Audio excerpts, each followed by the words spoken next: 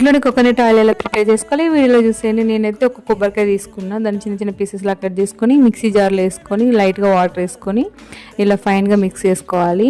Next ఒక strainer తీసుకొని దాన్ని మంచిగా స్ట్రెయిన్ చేసుకోవాలి. నేను ఇంట్లో మనం కొబ్బరికాయలు కొడతాం కదా, అవి వేస్ట్ అయిపోతాయి. ఇలా చేసుకుంటే మనకు ప్యూర్ ఆర్గానిక్ ఆయిల్ అయితే వస్తుంది, కోకోనట్ ఆయిల్.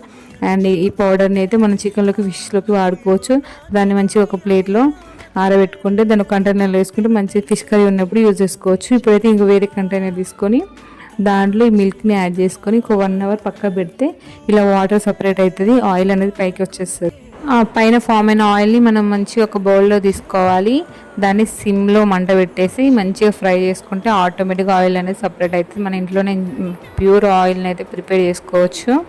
అండ్ ఒక్క కొబ్బరికాయతోనే నాకు ఇంత ఆయిల్ వచ్చింది.